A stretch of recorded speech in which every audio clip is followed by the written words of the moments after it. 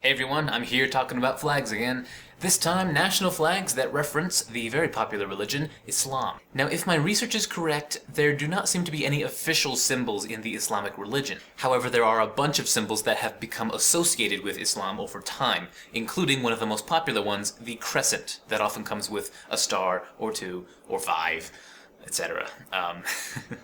So the crescent isn't an official symbol of Islam, it's just historically been tied to it over time. How did this happen? Well, the details seem a bit fuzzy. It appears that it began to be associated with Islam after the Ottoman Empire adopted a crescent and star as their symbol. And the Ottoman Empire was quite Islamic, and the star and crescent somehow became known as an Islamic symbol, even though it's been around as a symbol way before Islam even began. On the flag of Croatia even, you can see a star and crescent on one of the shields, but it doesn't appear to have anything to do with Islam. But since the crescent is now considered an Islamic symbol, it has made its way onto a lot of national flags, including the flags of Algeria, Azerbaijan, Brunei, Comoros, Iran, Libya, Malaysia, the Maldives, Mauritania, Pakistan, Tunisia, Turkey, and Turkmenistan.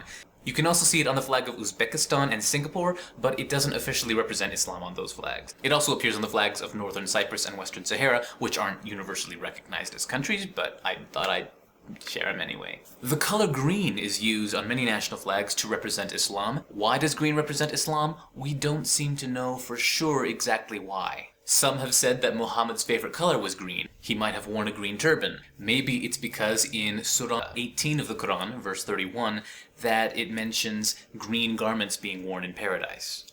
We don't really seem to know. Green is used to represent Islam more or less on these national flags: Afghanistan, Algeria, Azerbaijan, Comoros, Iran, Mauritania, Pakistan, Saudi Arabia, Sri Lanka, Sudan, Tajikistan, and Turkmenistan. Also the disputed country of Abkhazia. On the flags of India, South Africa, and Uzbekistan, the green doesn't officially represent the Islamic faith, but it might hint at it. So I'm not an expert in Islam, nor am I a Muslim, but based on the research I've done, it appears that Islam sort of frowns upon religious imagery. And this seems to be a reason why calligraphy is so big in the Islamic world. It's just text, just fancy text. And although it's not really the best flag design principle, there is some text that shows up on national flags that reference Islamic beliefs. The phrase, "God is great," also known as the takbir, appears on 3 national flags: Afghanistan, Iran, and Iraq. In fact, it appears on Iran's flag 22 times. And you see that emblem in the middle of the flag there? That resembles the word for God. Another big statement in Islam is the Shahada, or the Statement of Faith. The Shahada more or less translates to, "There is no God but God, and Muhammad is the Prophet of God." And you can see the Shahada on the flags of Afghanistan and Saudi Arabia. Also, the flag of Somaliland, which is, again, another disputed country. Hi, Somaliland. And the flag of Brunei also has a phrase written on it. It says, "Always render service with God's guidance." There's an important concept in the religion of Islam called the 5 pillars.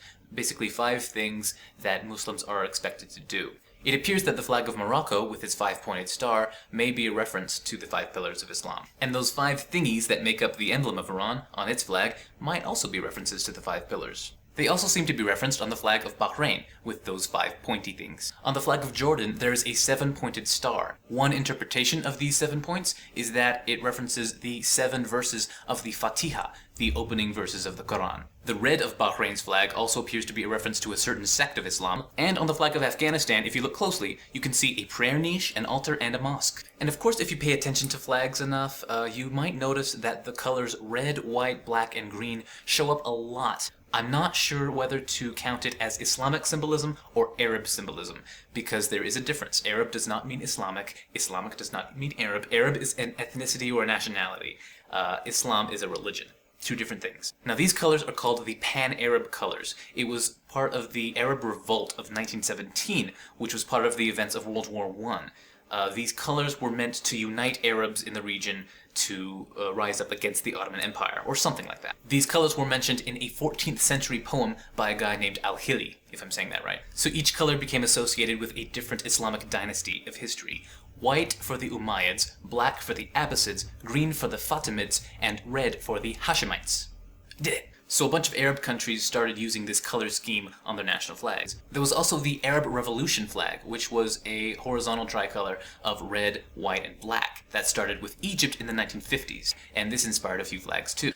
possibly based off of the Arab Revolt colors. So the Pan-Arab colors can be seen on the national flags of countries including Jordan, Kuwait, Libya, Sudan, and the United Arab Emirates. And of course the disputed countries Palestine, Somaliland, and Western Sahara. And flags that seem to be inspired by the Arab Revolution flag include Egypt, Iraq, Syria, and Yemen. And again, with the colors, those might be more Arab symbolism than Islamic symbolism. I just thought I'd include them anyway.